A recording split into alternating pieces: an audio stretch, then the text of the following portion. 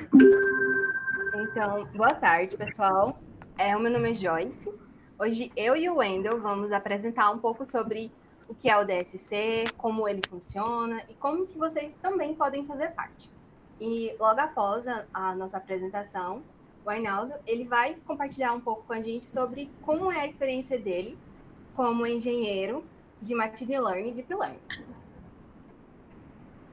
Bom, primeiramente, esse é o primeiro slide, porque a gente considera ele muito importante. É o código de conduta do Google. A gente tem política de tolerância zero para qualquer tipo de assédio em qualquer um de nossos eventos. Bom, eu gostaria de fazer uma pergunta para vocês que os levem a questionar quantos de vocês querem trabalhar com tecnologia após a formatura? E quantos de vocês sentem que têm as ferramentas necessárias para poder conseguir um emprego na área da tecnologia? E isso me leva a responder a primeira pergunta sobre o que é o DSC. Bom, o DSC ele surgiu em 2017 lá na Índia como um projeto piloto, porque eles notaram uma necessidade, um pequeno problema, né? Que quando os graduandos saíam das universidades já formados, eles iam para o mercado de trabalho e às vezes faltavam algumas habilidades, algumas ferramentas. Então, eles criaram um programa, né, do Google, que é o Developer Students Club, que é voltado para as universidades, que tem o intuito de preencher o gap entre teoria e prática, oferecendo os recursos necessários para que os alunos, né, ainda na graduação, possam ser capazes de resolver problemas da nossa comunidade, problemas reais. Então, nosso objetivo é realmente criar impacto. Nós queremos impactar os alunos, capacitá-los para impactar as comunidades por meio da tecnologia. E nossas atividades, elas são abertas a qualquer pessoa de qualquer área pode participar, desde que tenha algum interesse em aprender. E então, como que funciona o DSC? Bom, nós realizamos diversas atividades. Tem o Study Jam, geralmente ele é um workshop voltado para alguma atividade, pode ser Android, Flutter, Firebase, entre outros. Tem um workshop prático, que é quando a gente convida alguma especialista, alguma palestrante, alguma pessoa que possa ensinar sobre determinado assunto. Tem os hackathons. Os hackathons eles são muito comuns fora do Brasil. Por aqui, como o DSC começou esse ano, a gente ainda pretende realizar mais para frente. Tem as palestras e tem o Project Showcase, que é no final, é uma espécie de open talk, onde a gente pode conversar com a comunidade, ver quais são os seus interesses, apresentar o que a gente já fez, o que a gente pode melhorar. E em determinadas atividades, nós também utilizamos laboratórios, e alguns desses laboratórios são Quick Lab, que ele é um laboratório virtual, vou mostrar para vocês. Então, lá no laboratório, tem várias atividades. Então, você pode escolher uma de sua preferência. No caso aqui, eu coloquei esse do Google Cloud. Você se inscreve. Você pode se inscrever.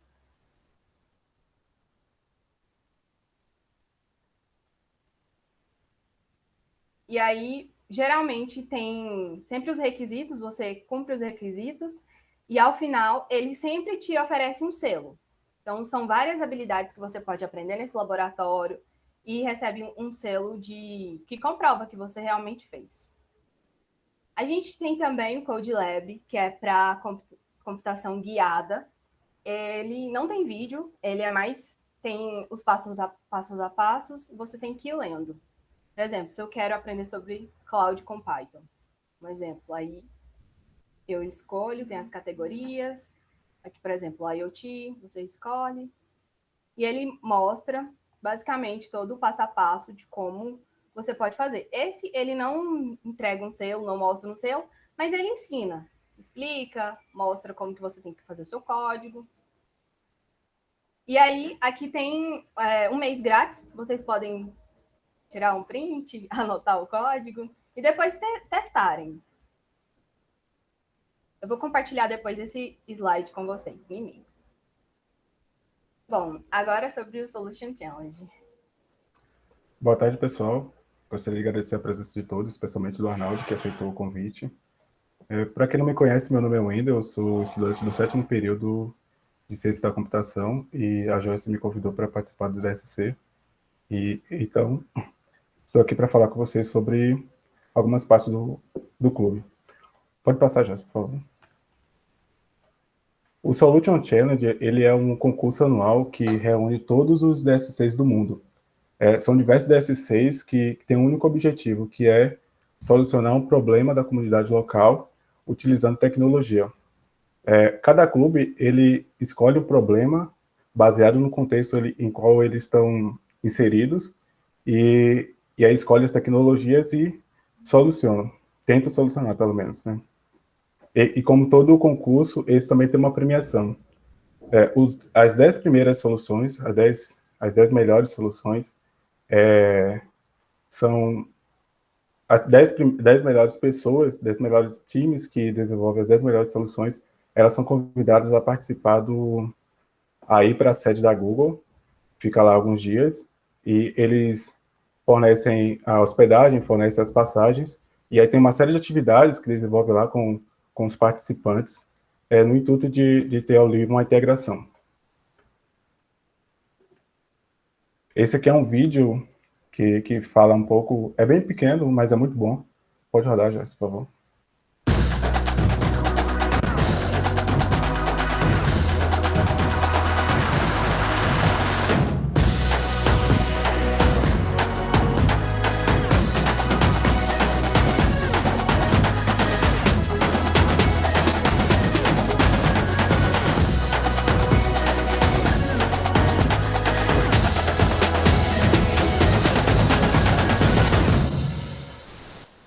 É uma grande oportunidade, não só por causa da premiação em si, mas é uma grande oportunidade para que nós possamos colocar em prática tudo o que aprendemos, não só na universidade, mas também de forma autodidata. Por exemplo, recentemente eu comecei a estudar Data Science e, pelo menos na minha grade, não tem nenhuma disciplina nesse sentido. Então, eu tive que fazer alguns projetos pessoais para conseguir colocar em prática. Então, o DSC, o Solution Challenge, ele pode ser uma oportunidade para muita gente que gosta de desenvolvimento web, desenvolvimento mobile, coisas nesse sentido. E como toda a comunidade, o DSC ele também precisa de membros para que possa crescer e possa se estabelecer na universidade. Pode passar, Joyce, por favor. Essa aqui é uma frase que a Joyce escolheu, que foi dita por Steve Jobs em uma entrevista.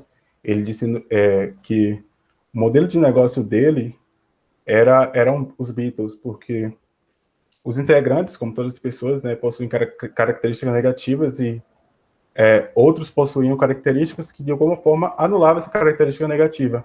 Então, juntos, eles acabam formando um grupo equilibrado e balanceado, fazendo que, no fim das contas, o total fosse superior à soma das partes. Então, nesse sentido, ele disse que grandes coisas nunca são feitas por uma pessoa, são feitas por uma equipe de pessoas. Pode passar, por favor. Nesse sentido, nós abrimos inscrições no dia 11. Inicialmente estava programado para até hoje, dia 21, mas acabamos prorrogando para o dia 26. Pode passar, Jéssica. Pode passar. O DSC ele tem uma certa estrutura e baseado no que eu e a Joyce planejamos, essa é a estrutura que devemos formar no DSC. Então, precisamos de pessoas que irão produzir conteúdos para as mídias sociais, um time de pessoas que vai trabalhar na manutenção da identidade visual. Tem também o time que vai ficar responsável por desenvolver a solução para o problema, né, que nós vamos definir. Mas vale ressaltar que, nesse caso, não é só programador. Nós queremos montar uma equipe multidisciplinar, que aí parte desde a parte de design, engenharia de requisitos e implementação em si. E também tem um time que será responsável por... Pode voltar. organizar os eventos, promover as palestras e também os workshops e estudiantes. Vale ressaltar também que não se sinta inseguro no sentido de achar que é necessário ter uma habilidade técnica muito avançada para participar do DSC. Todos são bem-vindos e o DSC é uma oportunidade para que possamos aprender juntos, realmente, com o objetivo de crescer profissionalmente e enquanto pessoa também. Joyce, passo para você. Então, gente, no Google Developer, além do DSC, que é o Developer Students Club, que é voltado para as universidades, ele tem outros programas, como o Woman Tech Maker, que tem o intuito de oferecer viabilidade e oferecer recursos e apoiar as mulheres na área da tecnologia. Tem o GDG também, que é o Google Developer Group. Eles realizam meetup, workshop, eventos. E vocês devem conhecer o DevFest. É um grande evento que é organizado por eles. E, além disso, a gente também tem o Google Developer Expert, que é quando uma pessoa que é especialista em determinado assunto, então ela é reconhecida pelo Google, pela sua experiência na área. E por isso, a gente gostaria de convidar o Arnaldo para poder iniciar a sua palestra. Arnaldo, muito obrigada por você ter aceito o convite e boa palestra. Obrigado, de nada. Eu que agradeço o convite, Joyce. Vai ser muito legal palestrar aqui. Mas obrigado pela introdução. Então, vamos lá, né, pessoal? Vou compartilhar minha tela aqui com vocês.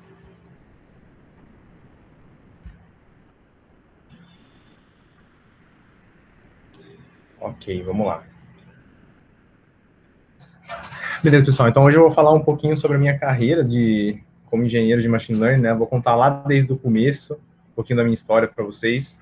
Espero que sirva de inspiração para vocês de alguma forma, ou que tenha alguma coisa útil que possa conduzir na carreira, para quem quiser seguir essa carreira também, né? Então, vamos lá. Então, só para falar um pouquinho mais sobre mim, eu sou engenheiro de Machine Learning na Wildlife, que é uma empresa que virou unicórnio brasileiro ano passado. Atualmente, a gente está avaliado em 3 bilhões de dólares. Também sou GDE em Machine Learning, como a Joyce falou. Eu sou GDE em Machine Learning, mas existem GDEs em diversas áreas, né? Tem IoT, tem Flutter, tem Android, enfim, praticamente toda tecnologia que o Google trabalha vai ter um GDE naquela área ali. Também estou fazendo um doutorado em Deep Learning na Universidade Federal de Campina Grande. E, recentemente, eu virei um desenvolvedor TensorFlow certificado pelo Google. E é isso. Tá, então, para começar falando um pouquinho sobre Machine Learning e Deep Learning, né, eu acho que muitos de vocês já devem ter escutado sobre Machine Learning e Deep Learning, e a expectativa que a gente tem sobre isso é muito alta, né, porque se a gente for ver nos últimos anos, foi o Machine Learning e o Deep Learning que permitiu a gente avançar em muitas áreas, né, então a gente escutou, sei lá, notícias como, a inteligência artificial do Google é capaz de ler imagens de raio-x melhores do que médicos humanos. Carros autônomos estão conseguindo dirigir melhores do que, sei lá, alguns humanos também.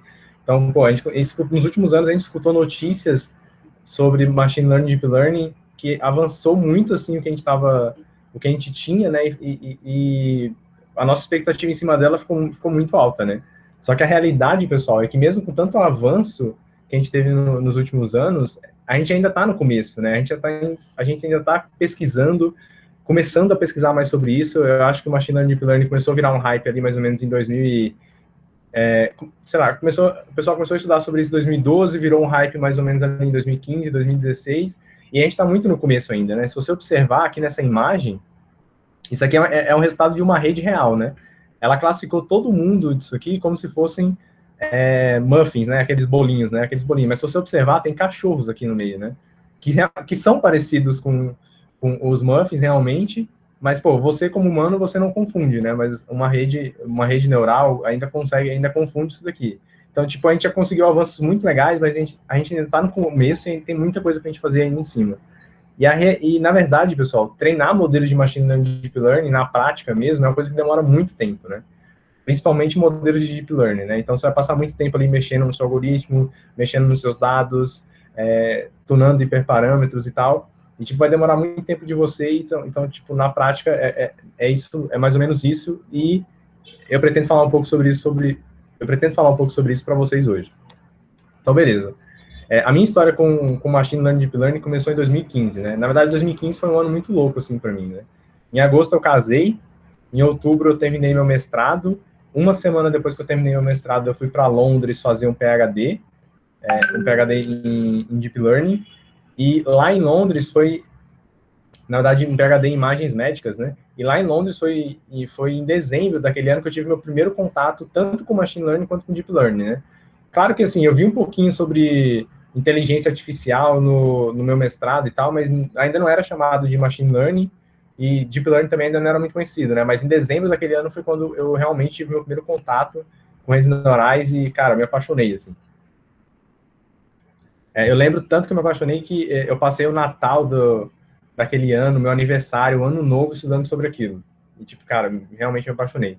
Só que em 2016, no comecinho de 2016, eu recebi um e-mail da universidade que eu estava lá, né, dizendo mais ou menos o seguinte, né, bom dia, Arnaldo, né, seu financiador ainda não pagou suas taxas, se eles não pagarem, quem vai ter que pagar é você. Eu fui pelo Ciências Sem Fronteiras, né, e basicamente eles me mandaram esse e-mail e mandaram vamos dizer assim, um boleto anexado naquele e-mail que as minhas taxas eram de 12.500 libras, né, na época a libra estava R$6 para cada real, né? Então isso é mais ou menos 75 mil reais, né? Claro que eu não tinha esse dinheiro no bolso, não tinha esse dinheiro na minha conta, não tinha de onde tirar esse dinheiro, né? Então a única opção que sobrou para mim foi, na mesma hora eu respondi, né? Onde é que eu cancelo minha matrícula mesmo? Então eu fui obrigado meio que desistir do meu doutorado ali naquela época e acabei voltando para o Brasil, né? Então eu voltei para o Brasil sem emprego, sem doutorado, voltei assim bem sem muita coisa para fazer e sem muita perspectiva, né? Mas eu aproveitei que eu tinha aprendido um pouquinho sobre Machine Learning e Deep Learning lá, e eu falei, cara, eu gostei muito dessa área, vou investir meu tempo nisso agora. Então, eu estava sem emprego, já tinha tempo livre, né? Então eu falei, cara, vou estudar muito sobre isso, e esses aí são alguns dos cursos que eu fiz naquele ano de 2016. Não tem todos, porque nem todos eu gostei, mas esses aí são os mais relevantes que eu fiz naquele ano, e, pô, eu gostei muito, até hoje eu indico eles. E eu fiz esse curso aí basicamente em 2016 inteiro, e mais ou menos em agosto de 2016, eu recebi um e-mail da empresa que eu estava antes, basicamente dizendo assim, né? Oi, Arnaldo, a gente está precisando de um freelancer para um projeto novo, você topa? Cara, eu estava sem emprego, já estava casado, né? Tinha uma casa para cuidar. Na mesma hora eu respondi, né? Onde é que eu assino mesmo? Então, comecei a trabalhar para essa empresa, e o primeiro projeto que eu fiz, a ideia era o seguinte, eu vou falar um pouco mais sobre essa empresa depois, mas só para dar um contexto, ela era uma empresa que tinha os clientes principais eram muito Detrans e autoescolas, né? Eles faziam muitos sistemas para os Detrans e as autoescolas. E o primeiro sistema que a gente queria fazer, a ideia era mais ou menos assim, a gente ia colocar uma webcam atrás do retrovisor central aqui do carro, a gente ia ficar andando com essa webcam aí na rua, e a gente queria detectar os semáforos e classificar, né? Então, detectar, a gente queria saber onde o semáforo estava, nessa imagem ali da webcam, e a gente queria classificar esse semáforo em vermelho, amarelo e verde, né? Então, para fazer esse projeto, eu fui contratado como freelancer na época. Então, basicamente, eu peguei meu carro, coloquei lá a webcam lá no meu carro e comecei a andar ali pelas ruas, né, gravando esses vídeos. Ao todo, eu gravei 23 vídeos, que tinham mais ou menos umas 3 horas de duração. E depois, para cada frame desses vídeos que eu gravei, onde tinha um semáforo, né? Para cada frame eu dizia, ó, aqui tem um semáforo, esse semáforo é amarelo. Aqui tem um semáforo, esse semáforo é vermelho. Aqui tem um semáforo, esse semáforo é verde. Então, para cada frame ali onde tinha um semáforo, nesses 23 vídeos ali que eu gravei, eu fiz isso, né? E ao todo eu gabaritei mais de 5.000 semáforos na mão, né? Então, você imagina o trabalho que deu para fazer isso, né? Mas o resultado foi legal porque, no fim das contas, o nosso sistema ficou assim, né? O sistema que eu desenvolvi.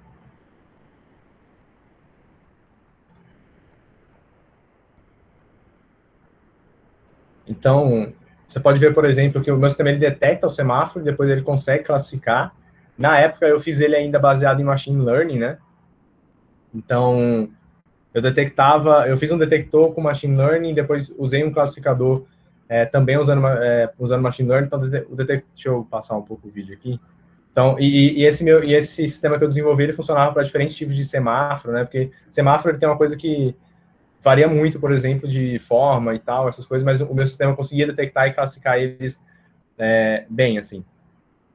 Então, beleza. Depois desse projeto, né, o meu contrato como freelancer ele foi estendido e a ideia é a gente falar, vamos fazer uma coisa parecida, só que agora vamos fazer para placa pare, né?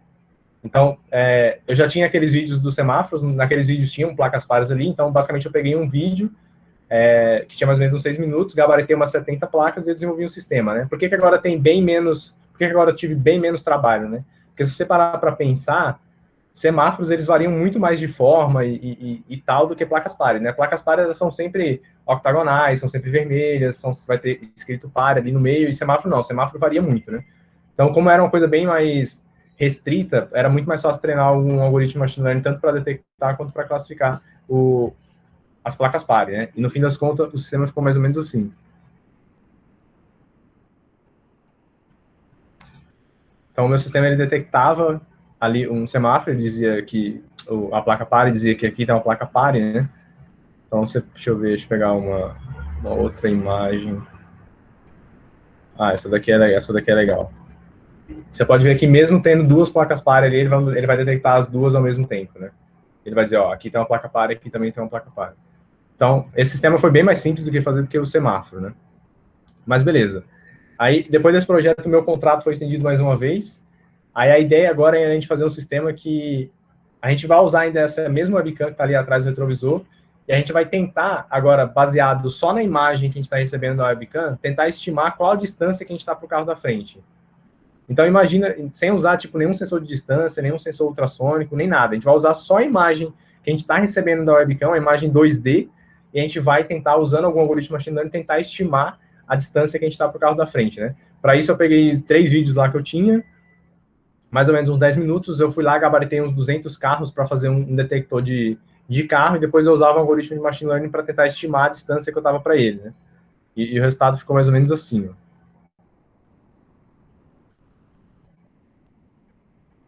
Então, eu detectava o carro que estava na minha frente e dizia, ó, esse carro está mais ou menos 6 metros, 5 metros. E isso sem, de novo, né, sem usar nenhum sensor ultrassônico, nenhum sensor de distância, só a imagem 2D mesmo que vem da webcam, né? Então, eu fiz um detector de carro primeiro, e depois fiz um outro algoritmo para tentar estimar a distância que eu estava dele. Beleza? Tá, aí depois desse projeto, eu ainda fiz mais um ainda como freelancer para essa empresa, que a ideia era o seguinte, lembra que eu falei que essa empresa ela tinha muitos clientes como Detran e autoescola, né? E nessa época eu estava morando em João Pessoa ainda, e a gente queria fazer nessa época um sistema que era mais ou menos o seguinte, né? Lá em João Pessoa, aqui em São Paulo, não sei, porque eu tirei minha carteira lá também na época, mas, por exemplo, lá você tinha que fazer aulas teóricas e práticas, como no Brasil inteiro, só que tinha muita gente que nas aulas teóricas, né, sei lá, lá em João Pessoa, você tinha que colocar sua digital antes de começar a aula, para confirmar que você estava indo lá, e depois, no final da aula, você também tinha que colocar sua digital. Só que tinham pessoas que, elas colocavam a digital, iam para casa, e no final da aula voltavam e colocavam a digital de novo, né. Então, a gente queria agora fazer um sistema que a gente ia detectar as pessoas ali dentro da sala de aula para a gente verificar se aquelas pessoas que deveriam estar ali, elas realmente estavam presencialmente, né? Não só pela impressão digital que elas colhiam no começo e no fim da aula. Então, a ideia era a gente fazer um detector de pessoas, de cabeças ali dentro da sala de aula, para depois a gente fazer um sistema de reconhecimento facial e tal, e ver se aquelas pessoas realmente que deveriam estar, realmente estavam ali, né? Então, para esse sistema, na época, eles já tinham um banco de 8.000 imagens, de salas de aula, de um monte de sala de aula do país inteiro, né, porque essa empresa trabalhava era nacional, e a gente tinha mais ou menos umas 40.000 faces gabaritadas nessas 8.000 imagens ali, e também, eu só tive que gabaritar 90.000 não faces, né, então imagina, tipo, para essas imagens, então toda imagem que tinha a imagem de uma sala de aula lá, alguém foi lá e disse, ó, aqui tem uma pessoa, aqui tem outra, aqui tem outra, aqui tem uma pessoa, aqui tem outra, então ela fez isso 40.000 vezes, e a gente fez isso 90.000 vezes para coisas que não são fáceis, né? E por que a gente tem que ensinar, por exemplo, o que não é uma face? Tá, acho que essa é a primeira coisa que eu queria ensinar hoje para vocês, né? Sempre que você quiser ensinar para algum algoritmo de machine learning, deep learning, por exemplo, o que é alguma coisa, você também vai ter que ensinar para ele o que não é alguma coisa, né? Então, por exemplo, no caso das faces, a gente tem as faces, e no caso da não face poderia ser, sei lá, uma região da parede, do chão, do teto, da cadeira, enfim, qualquer coisa que realmente não seja uma face, né? E por que a gente tem muito mais não faces, aliás, né, coisas que não são faces do que coisas que são faces? Porque se você parar para pensar, a distribuição no mundo real, tipo, existem muito mais coisas que não são faces do que coisas que são faces, né? Então, essa é uma outra coisa que eu queria ensinar para vocês que estão começando com Machine Learning. Quando você estiver ensinando o seu algoritmo a alguma coisa que você está treinando para ele, você tem que tentar representar a distribuição do mundo real. Então, como no mundo real a gente tem muito mais coisas, por exemplo, que não são fáceis do que são fáceis, é importante que você também ensine essa distribuição para ele. Mas beleza, então eu fiz esse sistema aí também com Machine Learning, e no fim das contas a gente chegou nisso aqui, né? Na época, a gente usava uma solução da OpenCV. A OpenCV, ela tinha um detector de face, só que ele só funcionava para imagens de frontais, né? E você pode ver que, por exemplo, esse detector que eu treinei, ele consegue detectar faces frontais, de perfil, até de costas, né? Então, na época, eu consegui treinar o detector de face que era melhor do que o detector de face padrão ali da OpenCV, a Delib também tinha um. Então, no fim das contas, a gente chegou nesse resultado, né? Beleza. Tá. E só para mostrar para vocês como que era difícil o problema, né? Naquele vídeo ali foi um teste que a gente fez, mas na real a gente tinha essas imagens aqui, né? Então você consegue ver que, por exemplo, não tem nenhum padrão de câmera, a autoescola poderia utilizar a câmera que ela quisesse, não tem nenhum padrão de posição, ela poderia colocar onde ela quisesse, não tem padrão, por exemplo, na posição dos alunos, né? Eles podem estar dispostos das maneiras que eles quisessem, e às vezes também o professor desligava a luz para sei lá, passar alguma coisa no projetor. Então você pode ver que o ambiente era bem caótico, assim, mas a gente conseguiu resultados muito legais na época. Então, beleza. Depois desses 4 projetos aí, eu finalmente fui contratado, né, como um pesquisador de Machine Learning, e o primeiro projeto que eu fiz depois de contratado, a ideia era mais ou menos o seguinte, como eu falei, nas aulas teóricas você confirmava sua identidade via impressão digital, né, só que nas aulas práticas, a gente confirmava a identidade via uma foto da sua face, né? Então, antes de ir para a aula prática, tanto você quanto o instrutor tinham que tirar uma foto de vocês ali na hora, antes de começar a aula, para garantir que vocês estavam ali, né?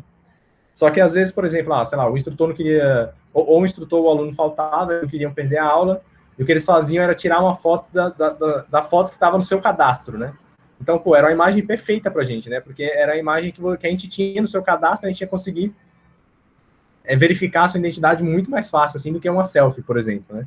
Então, a gente queria, na época, fazer agora um sistema que a gente queria saber se aquela pessoa que está sendo mostrada para a câmera é realmente uma pessoa de verdade ou não. Então, a gente queria realmente garantir que, por exemplo, aquela pessoa que está sendo mostrada para a câmera é uma pessoa de verdade e não uma foto, ou uma foto de foto, né? Ou uma foto de vídeo, alguma coisa assim, né? Então, basicamente, o sistema para detectar vivacidade naquilo que está sendo mostrado, né? Então, na época, eu fiz um sistema que ficou mais ou menos assim, né? Então, você vai ver que, enquanto eu estiver na câmera, eu, uma pessoa de verdade, né? Você vai ver que ele vai dar OK, mas aí, toda vez que dá OK, eu reseto a análise e eu começo a analisar de novo, né? Mas enquanto eu estiver na câmera, ele vai dizer, isso aqui realmente é uma pessoa de verdade. Agora, eu vou pegar uma imagem de uma foto minha no celular. Você vai ver que ele vai detectar meus pontos do mesmo jeito, mas ele nunca vai dizer que eu tô OK. E se eu mostrar um vídeo meu, né, piscando o olho, sei lá, mexendo a cabeça e tal, ele também vai começar a me detectar, mas ele nunca vai dizer, essa pessoa tá OK. E quando eu voltar para a câmera, você vai ver que ele vai começar a me detectar de novo, mas ele vai dizer, agora realmente é uma pessoa que está viva na frente da câmera. Então era basicamente isso que a gente queria saber, né? Saber se aquela pessoa que está sendo mostrada para a câmera realmente é uma pessoa de verdade ou não. Não era uma foto de foto ou uma foto de vídeo, né? Aí eu lembro que na época, pessoal, eu treinei esse sistema com 2.000 imagens de pessoas reais, né? E 2.000 imagens de atacantes, né? Que seriam basicamente fotos de fotos ou fotos de vídeo, né? E eu lembro que na época eu treinei um algoritmo de machine learning que ficou, 99% de acurácia. Eu falei, cara, tá incrível, né? Só que quando a gente colocou em produção, nossa, tava muito ruim, assim. Não ficou nem perto do que a gente tava pensando, né? E isso é uma das coisas que eu queria ensinar para vocês também, né? Que é uma coisa que eu já aprendi muito treinando um monte de modelo por aí, né? Sempre que seu algoritmo estiver muito ruim ou muito bom, cara, desconfia. Muito provavelmente, se seu algoritmo está muito, muito ruim, cara, sei lá, tem alguma coisa errada com o seu algoritmo, talvez com seus dados, mas se ele estiver também muito bom, cara, também vai ter alguma coisa errada ali com o seu algoritmo, enfim. Se estiver muito bom ou muito ruim, desconfia que tem alguma coisa errada que você está fazendo. Beleza, então, quando eu entrei naquela empresa, muitas das técnicas dos sistemas de áreas desenvolvidos, né, eles eram totalmente baseados em visão computacional clássica, né, processamento de imagem e tal. E, tipo, eu comecei a introduzir machine learning no dia a dia da empresa, né, então, esses projetos que eu comecei a desenvolver foram os primeiros da história da empresa que foram realmente com machine learning, né, até antes de eu entrar, eram todos baseados em visão computacional, processamento de imagem e tal. E beleza, né, eu falei sobre machine learning, mas cadê o deep learning nessa história aqui, né? Bem, a minha história com Deep Learning nessa empresa, né, ela começa mais ou menos em 2017, quando eles pagaram um curso para mim de Deep Learning na Unicamp, que era caro o curso na época, eram uns R$ 2.500 por pessoa, tirando passagem, hospedagem e tal. Então, eles pagaram esse curso para mim na época, eu fui para a Unicamp fazer esse curso. E, cara, esse curso, assim, para mim, foi um divisor de águas, assim, foi sensacional. Porque, tipo assim, eu já tinha experiência com Machine Learning, né, também já tinha estudado sobre Deep Learning, mas nesse curso, cara, muita coisa que eu só via na teoria ou que eu não sabia, lá eu pude botar a mão na massa, pude aprender, pude ver como é que funciona. E, cara, assim, eu aprendi muito naquele curso, muito mesmo, assim, e eu fiquei tão maravilhado com tudo que eu aprendi que, cara, eu prometi para mim mesmo que quando eu voltasse para a empresa, depois do curso, em 2 anos eu queria fechar o departamento de pesquisa, que era basicamente o departamento que eu estava, né? Eu queria, cara, eu acho que com o conhecimento que eu tenho aqui, eu consigo atacar todos os projetos que a gente tem, resolver todos os projetos que a gente tem, e, enfim, a gente não precisar mais disso, né? Será que eu consegui cumprir isso daqui, né? Eu vou falar mais sobre isso no final da apresentação. Mas beleza, quando eu voltei do curso, né, de Deep Learning, eu falei, cara, eu preciso aplicar Deep Learning em alguma coisa. E, pessoal, se você quiser aplicar Deep Learning, tipo, o ideal é que você tenha, se você quiser principalmente começar a treinar suas redes do zero, né, o ideal é que você tenha milhões de dados. Se você não tiver milhões, se você tiver centenas de milhares, pode ser, provavelmente vai estar ok também. Mas se você tiver dezenas de milhares, por exemplo, cara, vai depender muito do seu problema, vai depender muito da dificuldade do seu problema, mas se você tiver só milhares de dados ou centenas, cara, aplicar Deep Learning vai ser muito difícil. Hoje existem técnicas já para você conseguir aplicar Deep Learning com poucos dados, né, mas elas dependem de certas condições específicas.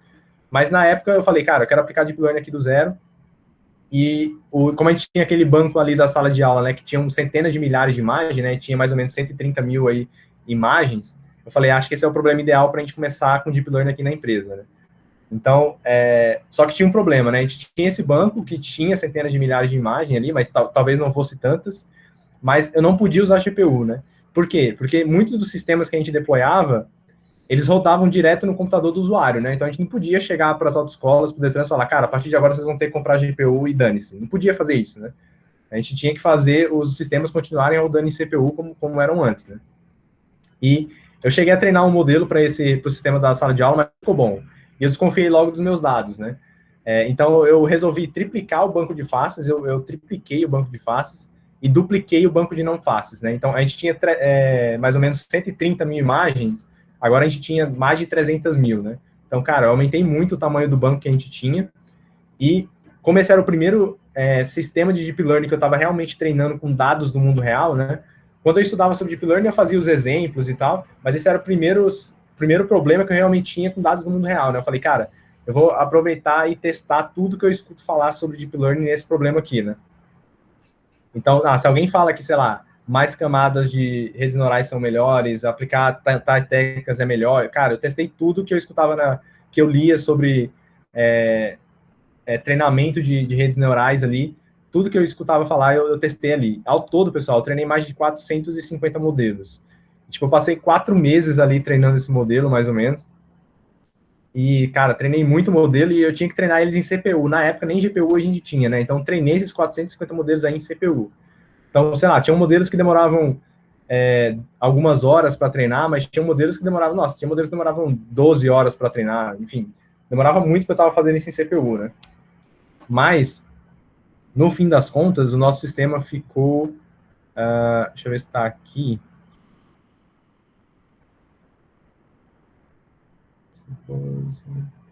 Não, tudo bem.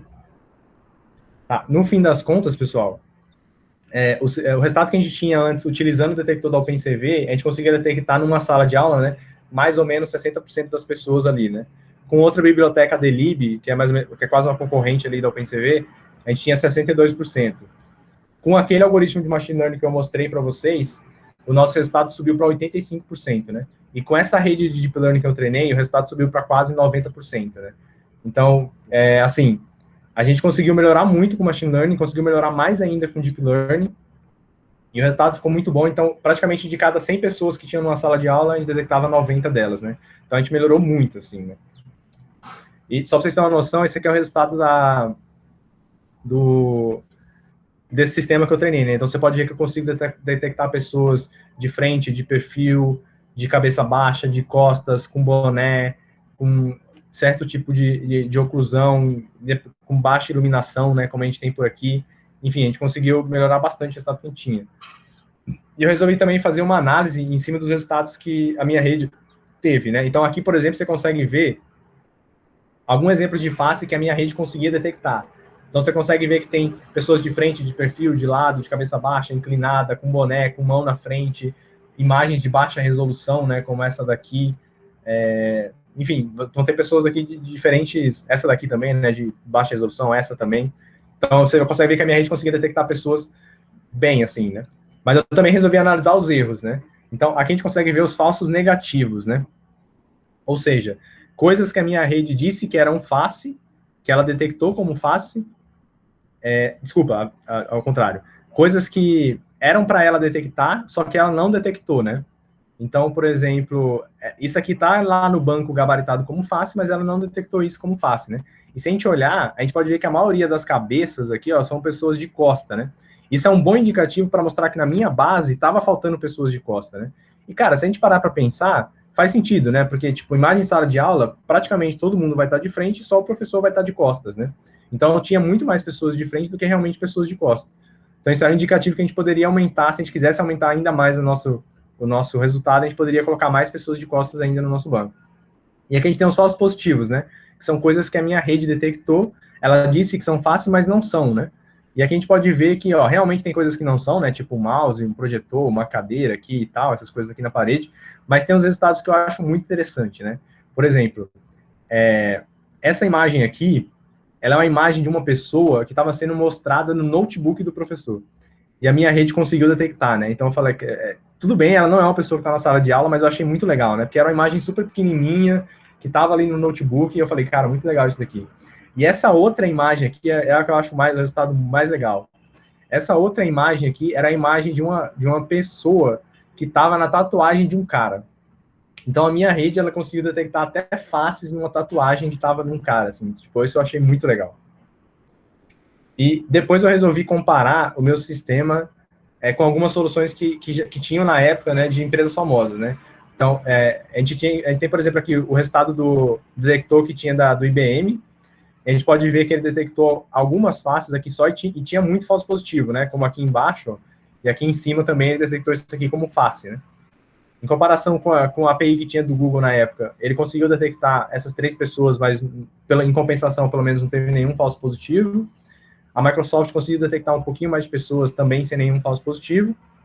E o da Amazon, na época, foi a melhor solução assim, que a gente tinha encontrado de alguma empresa famosa. Ele conseguiu detectar quase todo mundo, menos esse cara aqui que estava cabeça baixa e boné, né? E esse cara que estava lá no fundo da sala, né? E esse é o resultado da minha rede, né? Que ela conseguiu basicamente detectar todo mundo. Claro que, tipo assim, essa comparação não é tão justa, porque eu estou comparando a minha rede, que foi treinada para esse domínio, ela foi treinada com imagens desse tipo. Claro que essa é uma imagem que a minha rede nunca tinha visto antes, mas ela foi treinada para imagens desse domínio, né? As outras empresas, elas são treinadas para praticamente todos os domínios, né? Diferentes domínios. Mas você pode ver que a gente conseguia fazer um negócio que funcionava melhor do que redes de propósito geral de outras empresas, né? E beleza, então, esse sistema na época, pessoal, eu desenvolvi em Python, em TensorFlow, né, só que utilizando Python, e eu falei para o meu chefe, né, que a gente tinha conseguido melhorar os nossos resultados com Deep Learning, e a gente tinha que agora deployar esse modelo, né, tinha que colocar esse modelo em produção. E eu tinha treinado ele em Python, usando TensorFlow, só que era o seguinte, lá, todos os modelos que a gente deployava, eles eram feitos em C++. Então, eu tinha 3 dificuldades, né, a primeira, a API do Python, do TensorFlow para Python é muito maior e muito melhor do que, por exemplo, a API que tem TensorFlow. O TensorFlow, ele é escrito em C++, só que a API que dá o core dele, né, o core dele é em C++, só que a API para Python é muito melhor, por exemplo, do que a própria API do C++. Então, tinha 3 problemas naquela época, né?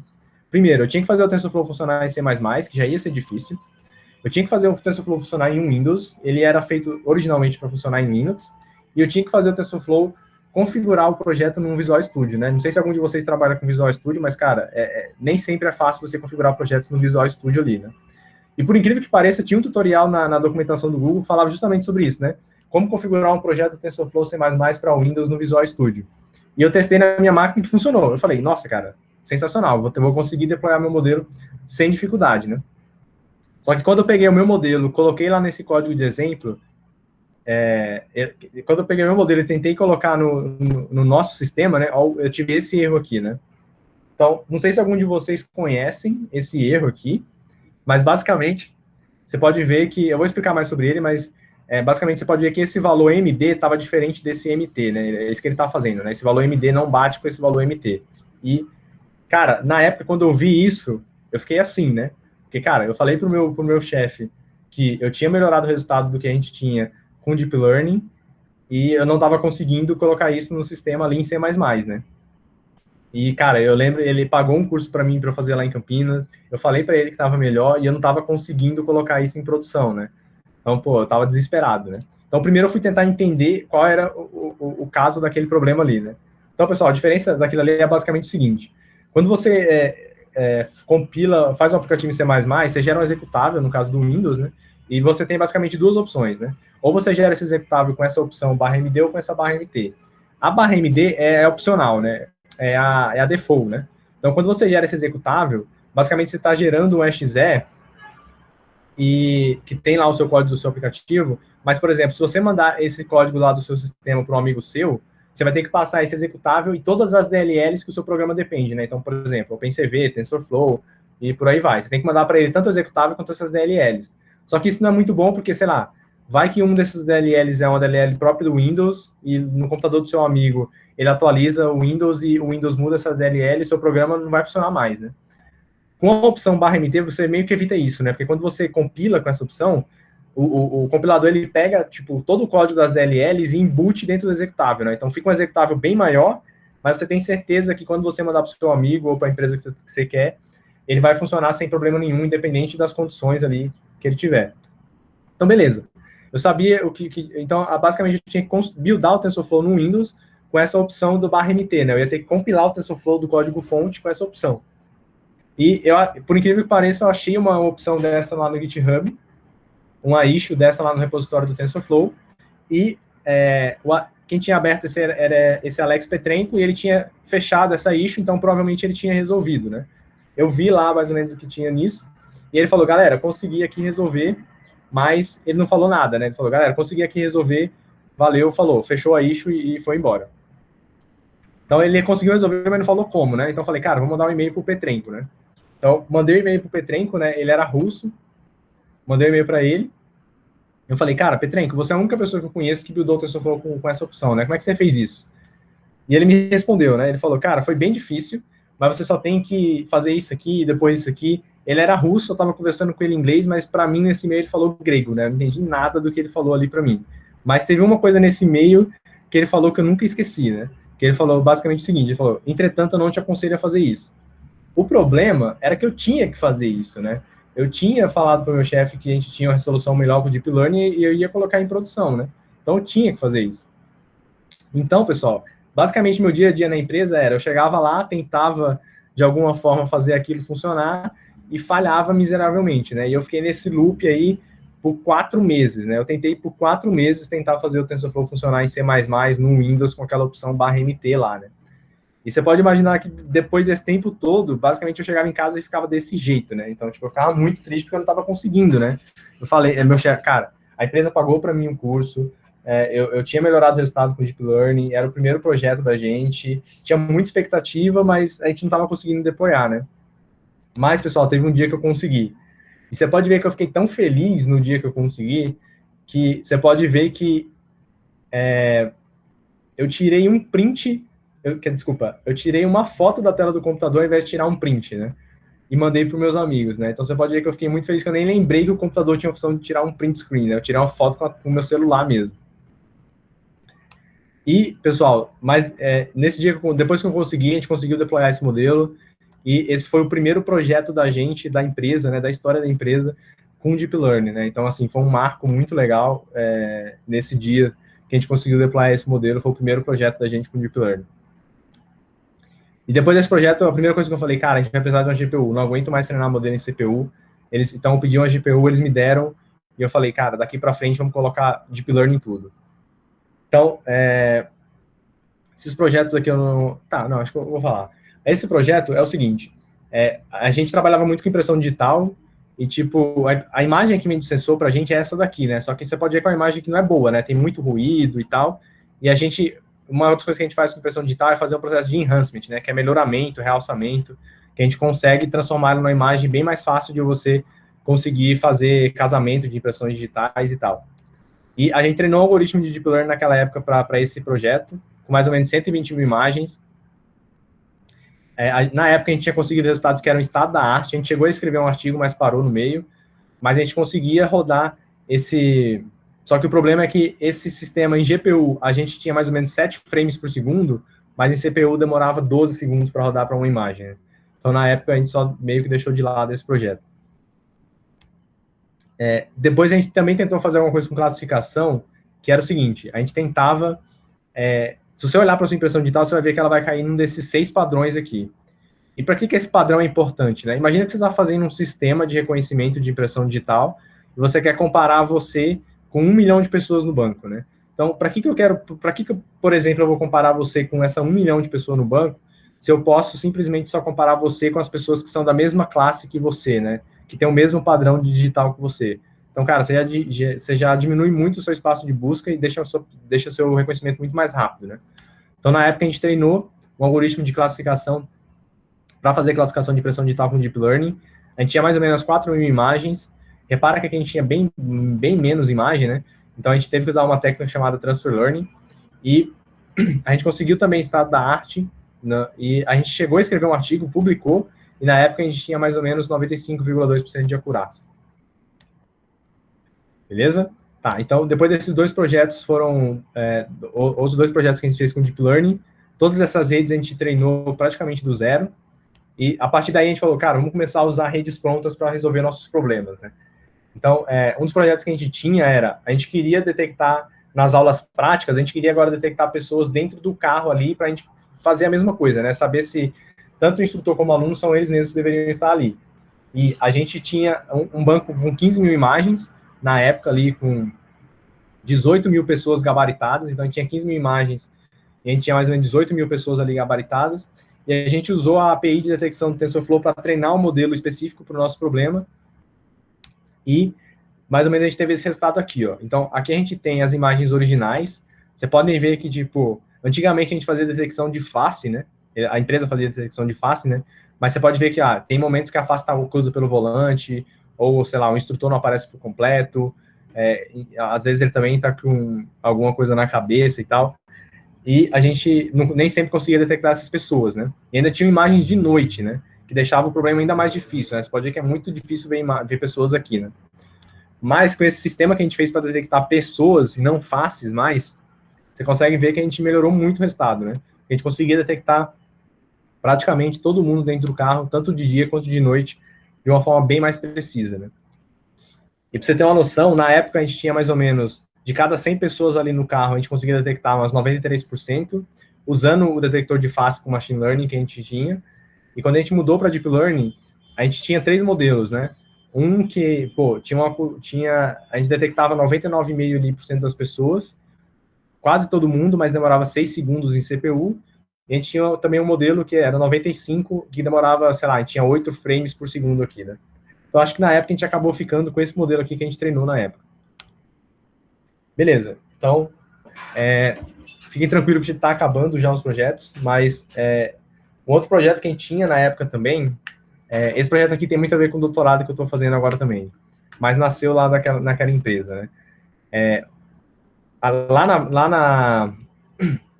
Alguns de vocês devem ter passaporte, eu não sei se vocês sabem, mas tipo aquela imagem de passaporte que vocês têm, elas têm que obedecer a um monte de requisito para ser uma imagem de passaporte válida, né?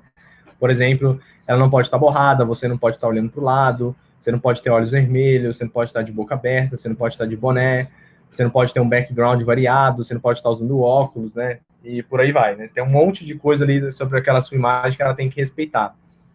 E na época a gente fazia isso para as carteiras de identidade lá da Paraíba e de outros estados também. E tinham dois problemas que eram muito difíceis em relação a isso, né? O primeiro a gente tinha um algoritmo para detectar pessoas usando chapéu, mas era um algoritmo muito ruim, porque se você parar para pensar, na época era baseado em visão computacional, e imagina você só usando, sei lá, processamento de imagens, você ter que dizer se uma pessoa realmente está usando boné, chapéu, qualquer coisa ou não, né? Então é muito difícil você fazer isso utilizando processamento de imagens clássico, né? Visão computacional clássica. E tinha um outro problema que a gente queria resolver, que a gente queria segmentar a imagem da pessoa, né? Então a gente queria saber, por exemplo, se a gente souber onde está o background, onde está o chapéu, onde está o olho, onde está o cabelo, onde está a face, onde está a barba, essas coisas, ficaria muito mais fácil da gente conseguir avaliar alguns daqueles requisitos, né? Então, no caso do chapéu, por exemplo, a gente tinha um banco que tinha 1.044 pessoas sem boné, chapéu, bandana, enfim, qualquer coisa, e 123 pessoas que tinham uma imagem com boné, né? Você pode ver que a gente tem muito pouca imagem, né? Lembra que eu falei que para Deep Learning, se você quiser treinar do zero, você tem que ter milhões, centenas de milhares de imagens?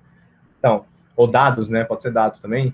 Então, aqui a gente tinha muito pouco, né? Então, na época que a gente fez a gente aplicou uma técnica chamada Transfer Learning, que basicamente ela funciona muito bem para quando você tem poucos dados assim, mas para certas situações específicas, e a gente conseguiu treinar um algoritmo, nesse caso, usando essa técnica, né? E ele ficou assim, ó.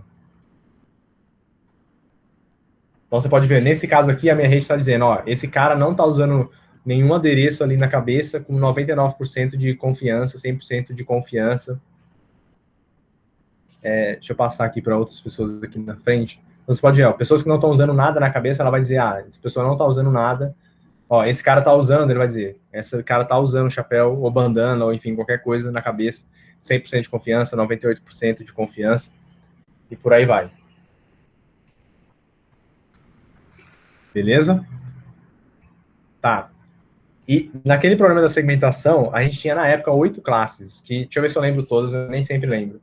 Era background, face, cabelo, roupa, olhos, sobrancelha, barba e boné. Pronto, eram essas 8 classes. Então, a gente pegou 700 imagens, e para essas 700 imagens, a gente pintou todos os pixels com essas cores, né? Então, para cada pixel, a gente dizia, ó, esse pixel aqui é um background, esse pixel é da face, esse pixel é do cabelo, enfim. Para essas 700 imagens, a gente pintou essas 700 imagens ali na época na mão, para representar essas 8 classes da gente. A gente treinou um algoritmo que conseguia rodar em CPU com mais ou menos 8 frames aqui por segundo, né? E o resultado ficou mais ou menos esse aqui, ó. Esse vídeo acho que vai ter som.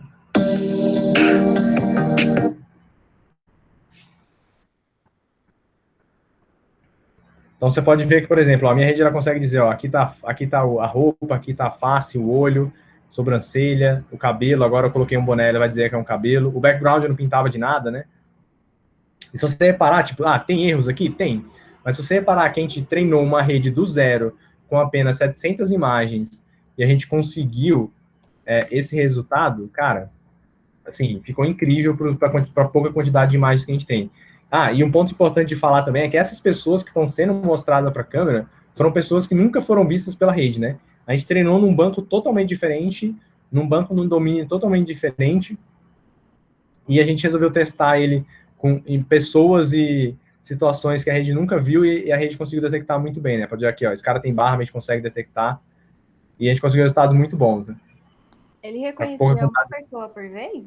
Ou também reconhecia mais pessoas? Não, uma pessoa por vez. Uma pessoa por vez, exato.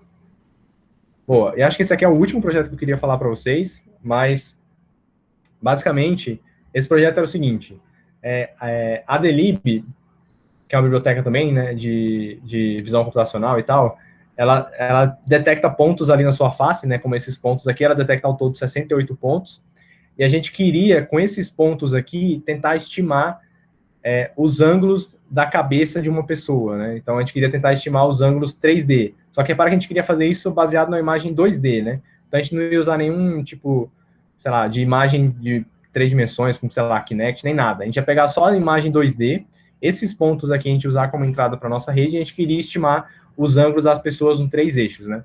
Para esse projeto, a gente tinha mais ou menos umas 6 mil imagens, e a gente conseguiu treinar uma rede que conseguia fazer isso em tempo real, né? Então,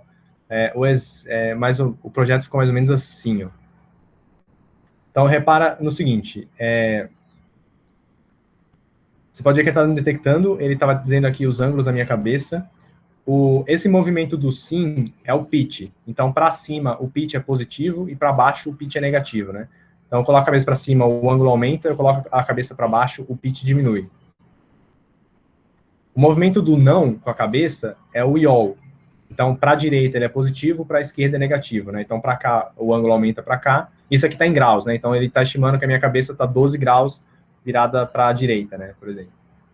E o roll, ele é o movimento do talvez, né? Vamos dizer assim.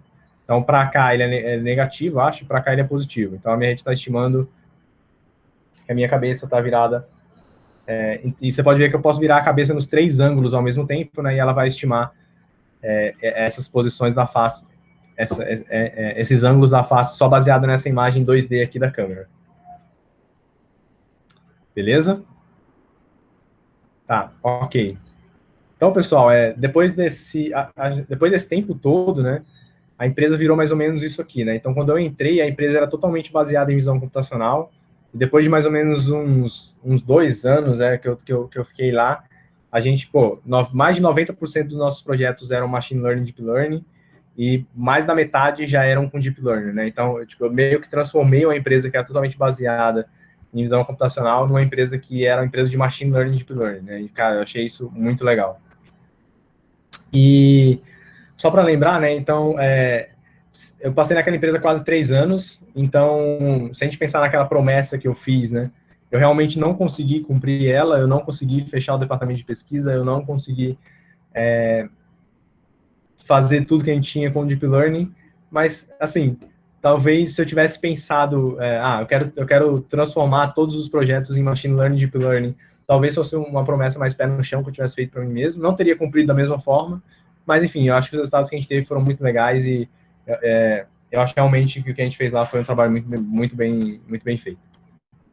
Beleza, só para vocês terem uma noção, eu já saí dessa empresa faz um tempo, mas na época que eu saí, esses modelos só aqueles modelos de sala de aula e de detectar pessoas dentro do carro, só aqueles 2 modelos, eles avaliavam mais ou menos 270 mil aulas por mês, e mais de 2 milhões de imagens por mês, né? O que dá quase uma imagem por segundo, né? Então a gente fez coisas com Deep Learning, a gente virou uma empresa de Deep Learning, que a gente conseguiu resultados muito legais, e os projetos que a gente deployou, eles eram bastante utilizados, né? E beleza, pessoal. Antes de terminar, só queria dar uma dica para quem está começando nessa área de Machine Learning, Deep Learning. A primeira dica que eu daria a linguagem é Python. Aprenda Python, que é a linguagem que todo mundo utiliza. Independente do framework que você quiser utilizar, provavelmente vai ter uma versão dele para Python, e vai ser muito bom, não só para Machine Learning, Deep Learning, mas também para Data Science e coisas relacionadas, né? O framework que eu indico, com certeza, é o Keras e o TensorFlow. O Keras, ele é muito bom para quem está começando, e o TensorFlow hoje, o 2.0, na verdade, eu acho que ele substitui o Keras. Então, se você quiser estudar só o TensorFlow 2.0, cara, ele é um framework que eu gosto muito, ele é muito parecido com o Keras. Na verdade, o pessoal do TensorFlow, né, ele reimplementou o Keras do zero, então ficou tão fácil de utilizar, mas ainda ficou mais performático, ficou melhor do que o próprio Keras, né? E se você quiser deployar modelos, cara, deploya isso como uma API ali, um serviço na nuvem, que você passa uma imagem, passa um dado para ele te retorna uma resposta, que é muito mais fácil de você fazer do que como a gente tentava fazer, né? Gerar um executável que vai ter que rodar no computador do cara, porque se você faz uma API, a infraestrutura é sua, então você pode ter a máquina que você quiser, você pode ter cluster do tipo que você quiser, então fica muito mais fácil para você, né? E só para terminar, queria deixar uma frase que acho que tem muito a ver com quem trabalha com Deep Learning, que basicamente é uma frase de Abraham Lincoln que diz o seguinte, né? Se eu tivesse 6 horas para cortar uma árvore, eu passaria 4 afiando o machado. Eu acho que tem muito a ver não só com Machine Learning, Deep Learning, mas também com Data Science, porque tem uma brincadeira de que o pessoal que trabalha com Deep Learning, Machine Learning e tal, diz que numa competição de Deep Learning, né, vamos supor, se a gente tivesse que treinar modelos para uma competição, geralmente não ganha quem tem o melhor modelo, mas ganha quem tem os melhores dados, né? Então, cara, se você tiver que treinar um modelo, antes de você treinar, começar a treinar o modelo, passa muito tempo dando uma olhada nos seus dados, vendo se eles são consistentes, vendo se eles são suficientes, vendo se eles são limpos. Enfim, passe muito tempo ali analisando os seus dados, passe muito tempo vendo se eles são bons realmente para o seu problema. Tente melhorar eles o máximo que você puder, que eu garanto que qualquer melhora que você fizer no seu dado vai dar um resultado melhor para você quando você estiver treinando os seus modelos. Então, eu acho que essa frase tem muito a ver e eu levo ela muito a sério, assim. E é isso, pessoal. Eu queria agradecer mais uma vez a oportunidade de estar palestrando para vocês. Se alguém quiser saber um pouquinho mais sobre o meu trabalho, tem o meu site pessoal, pode me mandar e-mail, tem o meu GitHub também. Meu GitHub tem muita coisa sobre Deep Learning, Machine Learning lá. Então, e no meu Medium eu gosto muito também de falar sobre Machine Learning, Deep Learning. Essa história dessa palestra foi baseada numa coisa que eu escrevi lá no Medium, né? Então, se eu tivesse que pedir para vocês me seguirem em alguma coisa, eu pediria no GitHub, no Medium. E é até engraçado, porque se você for ver, por exemplo, no Medium eu tenho mais seguidores do que no Instagram, por exemplo. E no GitHub acho que é quase a mesma coisa. Então, acho que isso é um sinal de que o que eu escrevo e o que eu codifico é muito mais interessante do que a minha vida, né? Mas é isso, pessoal. Espero que vocês tenham gostado da palestra e foi um prazer falar para vocês. Obrigado. Arnaldo, muito obrigada. Eu vou abrir espaço para o pessoal para perguntas. Deixa eu te perguntar, o que seria um GPU? O que seria o quê? Desculpa? Um GPU. O GPU? Isso. GPU é basicamente... Hoje a gente consegue treinar o algoritmo tanto de machine learning quanto de deep learning em placas de vídeo, né? Então, você treinar eles em placas de vídeo é muito mais rápido do que você treinar eles em CPU normal, né? Na verdade, as pessoas... muitos dos frameworks, eles são feitos para rodar em GPU, né? Então, eles rodam muito mais rápido lá. Pra você ter uma noção, em média, eu treinei muita coisa em CPU e depois migrei para GPU, né? Em média, nossa, eu tinha ganhos, assim, de 30 vezes, de 10 vezes a 30 vezes mais rápido de ir para uma GPU. E olha que nem uma GPU nem tão cara, assim, GPUs normais que a gente tem nos computadores mesmo. Interessante, eu não conhecia. A Mariana fez uma pergunta. Arnaldo, Deep Learning é um segmento de Machine Learning? Essa é uma pergunta muito, muito boa. Vamos lá. Então, para dar uma visão geral, né? Desculpa, talvez eu não tenha explicado isso, mas na ciência da computação a gente tem a área da inteligência artificial, né? Que é uma área que a gente tenta simular a inteligência humana de alguma forma, né? Então, por exemplo, antigamente, a gente fazia computadores para jogar xadrez, mas a gente fazia isso totalmente baseado em... Então, a gente estava tentando simular a inteligência humana, mas a gente fazia isso muito baseado em regras ainda, né? Então, a gente falava para o algoritmo, sempre que se o tabuleiro estiver nessa posição, você faz isso, se essa peça estiver nessa posição, você faz isso. Então, era muito baseado em regras, né? Depois veio o Machine Learning, que é uma sub-área da inteligência artificial, que foi uma abordagem muito mais inteligente, porque agora, em vez da gente ensinar para o computador, a gente passa dados para ele, passa respostas e a gente fala para ele, cara, se vira. A gente todo te dando os dados, você tem que aprender, você que se vira para aprender, eu não vou mais te ensinar. Então, foi uma abordagem muito mais inteligente, e o Deep Learning, ele é uma subcategoria do Machine Learning que foca nos algoritmos baseados em redes neurais, né? Então, a gente tem as redes neurais, tem as redes convolucionais, tem as GANs, enfim, ela é uma sub-área ali. Então, o Machine Learning é uma sub-área da inteligência artificial, o Deep Learning é uma sub-área do Machine Learning que foca em redes neurais. Basicamente é isso. Nesse sentido, o Thiago ele tem uma pergunta. O que é que muda de um treinamento normal para usando o Transfer Learner? Boa. No treinamento normal, você vai treinar a sua rede do zero, né? Então, geralmente ela sempre começa ali de forma aleatória e ela vai aprendendo à medida que ela vai vendo seus dados, até ela chegar no resultado que você espera ou não.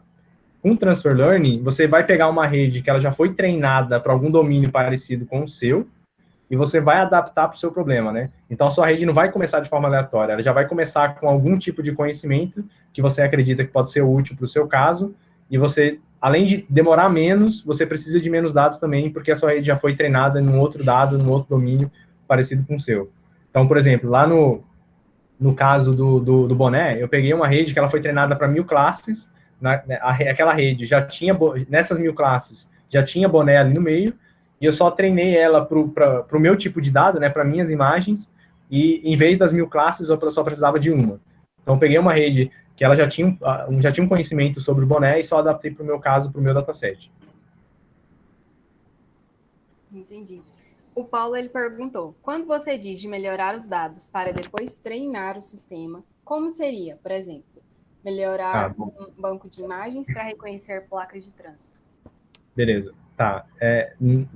Eu vou falar sobre as placas já já, mas dando um exemplo mais fácil, por exemplo, quando eu comecei a treinar o banco para a sala de aula, né? Lembra quando eu fiz com Machine Learning, eu tinha 130 mil imagens ali, né? E eu treinei com o Deep Learning e ficou pior do que o Machine Learning, né? Depois eu aumentei o meu banco com muito mais pessoas, quase tripliquei meu banco, e foi quando eu fiz isso que eu consegui resultados melhores do que eu tinha com Machine Learning, né? Então eu precisei de mais imagens, e além disso, de mais imagens, eu vi também que no gabarito original tinham erros, né? Então eu tirei esses erros também. Então, além de aumentar o banco, eu tirei os erros, dei mais imagens para a minha rede, tanto de fácil quanto não fácil, e foi com isso que eu consegui melhorar. No caso da placa de trânsito, você pode fazer muito disso, né? Você pode começar com um banco pequeno para ver as suas taxas iniciais, e depois tentar melhorar, por exemplo, tentar pegar mais imagens, iluminações diferentes, posições diferentes, enfim, tem muita coisa que você pode tentar ali com imagens para tentar melhorar o seu banco nesse sentido. Essas imagens, todas elas você teve que ir em algum lugar para poder obtê-las? Ou, por exemplo, há algum repositório, algum lugar que você também pode obter imagens para teste? Acho que quase todos os bancos que a gente tinha foram bancos que a gente construiu. Então a gente tirava fotos, a gente para aquele problema que a gente estava fazendo ali. O Rafael ele tem uma pergunta. Quais algoritmos de machine learning você utilizou nos projetos iniciais? Boa, tá. Lá no começo, para fazer detecção, eu usava muito Cascade da OpenCV, que é uma técnica baseada em boosting. Não vou entrar muito em detalhe, mas no meu Medium tem lá dizendo como você pode treinar detectores com OpenCV. Então, você pode dar uma olhada lá que vai ter em detalhes como é que funciona o algoritmo e como treinar. Mas eu treinava detectores com OpenCV e a maioria dos algoritmos que eu utilizava eram algoritmos de machine learning tipo SVM, árvore de decisão, regressão logística, eram esses algoritmos assim. Depois que eu mudei para Deep Learning, para detecção, eu comecei a usar TensorFlow, e para aquela API de detecção que eles têm, você consegue treinar os seus próprios detectores, e minhas redes eram redes convolucionais, redes neurais densas, normais. Então, acho que era isso. Tem uma segunda pergunta. Quais os indicadores para a escolha dos modelos, como, por exemplo, literatura, métricas? Boa. Em termos de métrica, depende muito do seu problema, né? Tipo, eu simplifiquei um pouco, mas, por exemplo, em detectores, uma métrica que é muito usada é F-measure, né? Que ela é mais ou menos uma média de precisão e recall. Que ela faz total sentido para você treinar detectores. Também no meu vídeo eu também falo um pouco sobre isso. Mas tem alguns problemas que você vai usar a acurácia. A acurácia eu não gosto de usar muito, porque ela só é boa quando você tem bancos balanceados, né? Então, por exemplo, se você, sei lá, está treinando um classificador de homens e mulheres, por exemplo, se você tiver, sei lá, um banco que tem muito mais mulheres do que homem, se o seu algoritmo de machine learning ou de deep learning chutar que todo mundo é homem, todo mundo é mulher, por exemplo, cara, ele vai acertar. Vamos supor, por exemplo, você tem um banco que tem 90% mulheres e 10% homens. Se o seu algoritmo chutar que todo mundo é mulher, ele acerta 90%. Então, a acurácia não é uma métrica que eu gosto muito, eu gosto mais de utilizar ela quando você tem um banco balanceado. Para detectores, F-measure faz muito sentido, mas o pessoal também calcula precisão e cal. Eu gosto muito de utilizar uma métrica que eu conheci recentemente, que é uma chamada MCC, né, que é o coeficiente de correlação de Matthews, que é muito boa também, mas a métrica que você está utilizando vai depender tanto do seu problema quanto do desafio de negócio que você quer resolver, né? Por exemplo, aqui na Wild a gente trabalha com jogos, né? Então, sei lá, os modelos que a gente treina, a gente não está interessado em acurácia, F-measure, métrica, não. A gente quer tentar maximizar a receita, né? Então, a gente treina modelos que tentam maximizar a receita para o usuário, por exemplo. Então, basicamente, a métrica que você vai utilizar depende muito do resultado que você quer obter, e tanto de modelo quanto de negócio. Sobre a classificação de pessoas, vocês têm tipo, uma preocupação de treinar os modelos com diversidade de cores de pele? Boa. Naquela época, a gente treinou com o que a gente tinha, né? Então, a gente tinha aquelas imagens de sala de aula, e, assim, a gente nunca fez análise para saber, por exemplo, quantas dessas pessoas são homens, são mulheres, quantos são brancos, quantos são negros e tal. A gente nunca fez análise desse tipo, mas a gente tinha muito cuidado com privacidade, né, por exemplo. Então, tipo, aquelas imagens, as escolas, elas forneciam para a gente e não saía da empresa de jeito nenhum, né? Então, os modelos que a gente deployava, por exemplo, o modelo que a gente deployava, cara, você não sabe, por exemplo, em que banco os caras das autoescolas não sabem em que imagens foi que a gente treinou, em que bancos foi que a gente utilizou.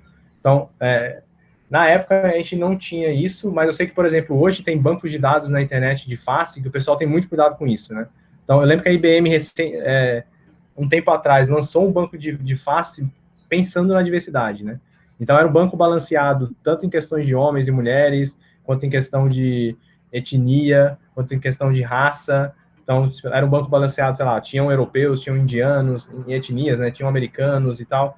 E também raça, né? Também tinha baseado em brancos, pretos, pardos, enfim. Foi um banco feito para justamente tirar o viés que a gente tinha muito de treinar detectores de face que a gente tinha muito antes, né?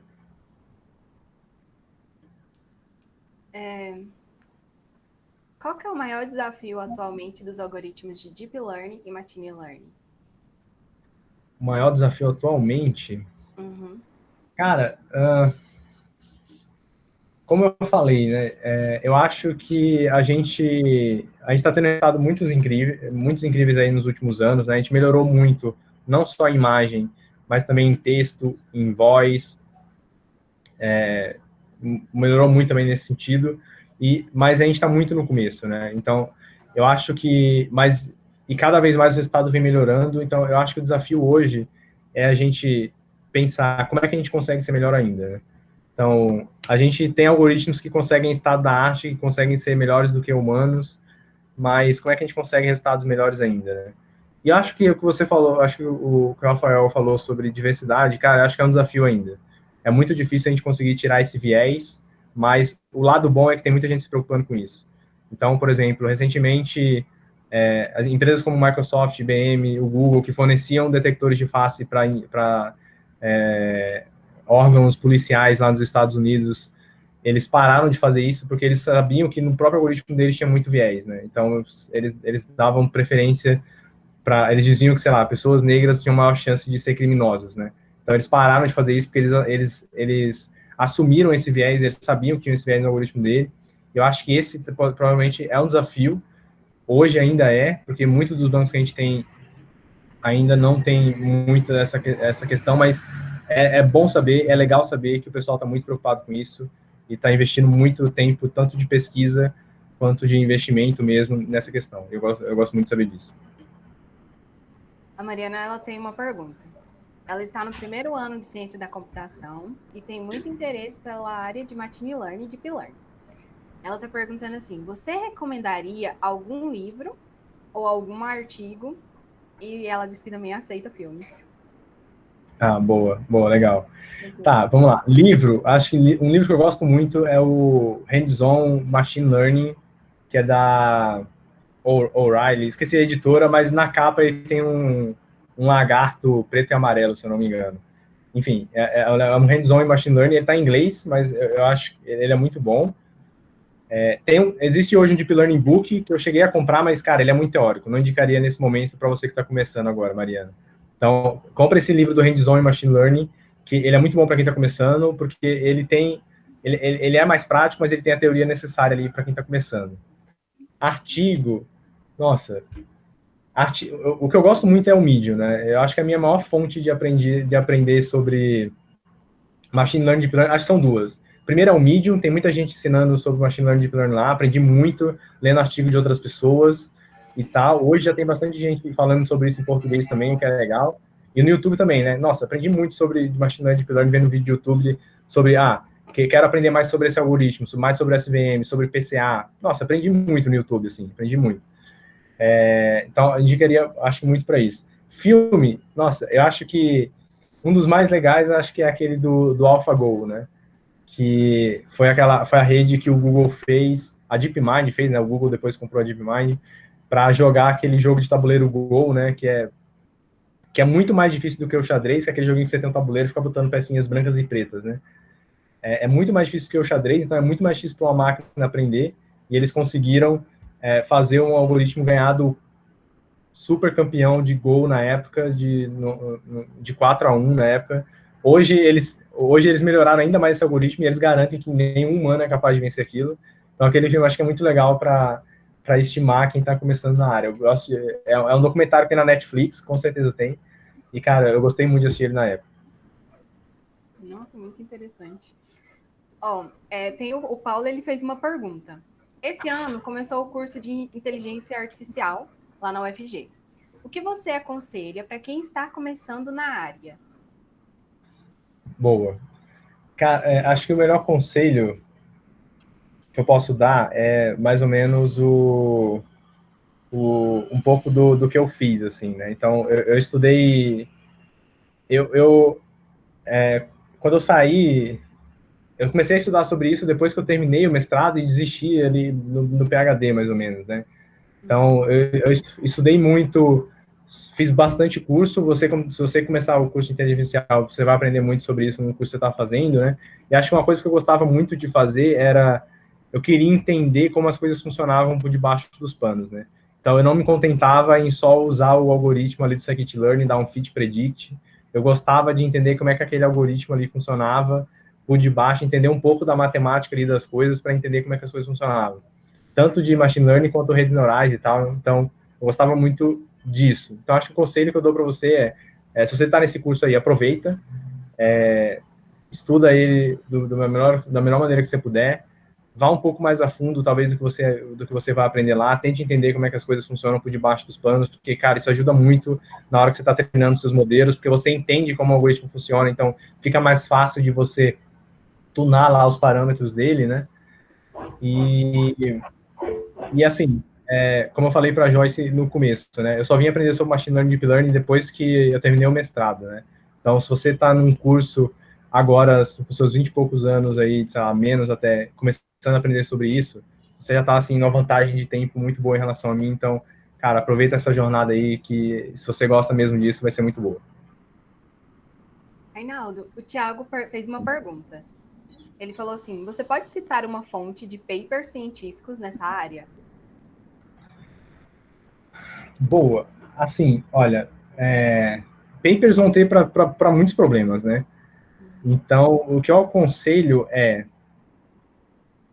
dependendo do problema que você quer resolver, sei lá, eu quero fazer detectores de face, sei lá, eu quero fazer classificadores de texto, ou quero fazer reconhecedores de voz, enfim, não sei. Escolhe um problema ali que você quer tentar resolver e procura por papers que fazem um survey daquela área ali, né? Survey são basicamente papers, são artigos científicos que fazem um overview lá da área, então eles condensam a informação de vários outros papers sobre aquele determinado tema num paper só, né? Então, em apenas um paper, você vai ter um bom resumo do que a galera está fazendo naquela área, de outros artigos que a galera está escrevendo sobre naquela área ali que você está querendo estudar um pouco mais. Eu tenho uma dúvida, assim, qual que é a diferença, assim, de um cientista de dados para um engenheiro de machine learning? Boa, essa pergunta é bem interessante, assim. Tá, vamos lá. Quando eu estava nessa empresa, nessa que eu falei bastante na apresentação, eu pensava que eu era um engenheiro de machine learning, né? Mas quando eu vim para a Wild, foi que realmente descobri que eu não era um engenheiro de machine learning naquela empresa. Eu era um pesquisador em machine learning, né? Um machine learning researcher. Porque eu treinava muitos modelos, mas a parte de deploy já não era mais tanto com a gente, né? A gente fazia até um certo ponto, mas quem cuidava disso era o pessoal de DevOps mesmo e tal. Aqui na Wild não, né? Aqui na Wild, além de treinar modelos, eu também sou responsável por colocar eles em produção, né? Então, se eu tivesse, assim, que separar essas áreas, ainda é muito confuso, tipo, tem empresas que dão denotações diferentes para o mesmo cargo, mas eu acho que, de maneira geral, o que o pessoal mais gosta de adotar cientista de dados é aquele cara que ele vai saber muito, principalmente SQL e R. Então, ele é um cara muito bom em fazer consultas em datasets, em gerar reports, né? Em gerar relatórios de coisas de negócio. O cientista de dados ele vai ter um conhecimento de negócio muito grande, assim. Mas ele também vai saber um pouquinho de Python e também vai saber um pouquinho de treinamento de modelos. Então, se eu tivesse que resumir, o cientista de dados, ele é um cara que sabe fazer muita consulta em tabela, sabe gerar muitos relatórios relevantes e sabe também a parte inicial do pipeline de machine learning, né? Treinar modelos ali, fazer data validation, data acquisition, essas coisas. O cara de engenheiro de machine learning, ele vai ser um cara muito mais especializado em treinar modelos. Então, ele vai saber treinar modelos mais do que os próprios cientistas, assim, pelo menos na minha visão, né? E ele também vai ser o cara responsável por colocar esses modelos em produção. Então, ele vai ser o cara que vai pegar esse modelo treinado. Em algumas empresas, ele pega modelos treinados pelos data scientists, né? Pelos cientistas de dados e colocam em produção. Em outras empresas, como é, por exemplo, no caso que eu estou agora, a gente também, além de colocar modelos em produção, a gente também treina alguns modelos. Então, o cara de machine learning vai ser responsável por esse pipe, né? E também, talvez, um pouco da validação, do monitoramento ali do seu modelo em produção, saber se ele está performando bem. Acho que o engenheiro de machine learning também vai fazer um pouco disso. Muito interessante. Arnaldo, eu tenho uma dúvida. Em maio, eu comecei a estudar ciência de dados com o objetivo de se tornar engenheiro de machine learning.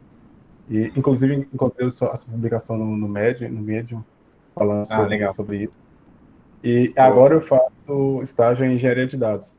Você sentiu falta dessa parte de trabalhar com dados quando você foi lá para a empresa e desenvolveu os projetos? Boa. Gostei muito da sua pergunta ainda, porque meu caso acho que foi um pouco engraçado, porque nessa empresa que eu estava, eu fazia muito visão computacional, né?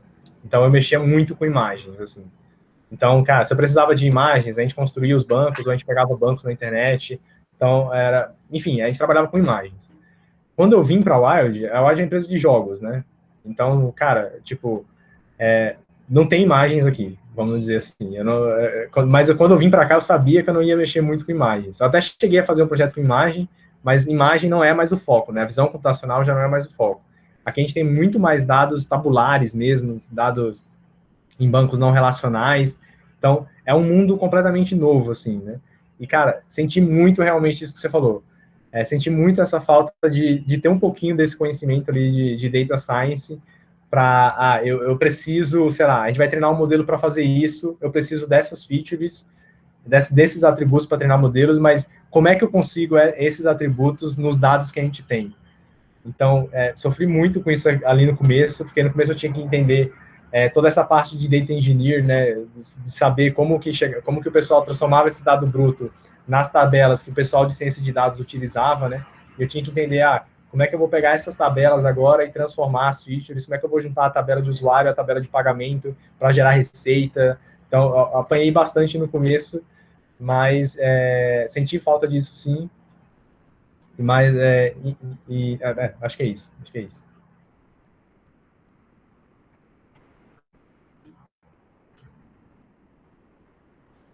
Pessoal, alguém tem mais alguma dúvida?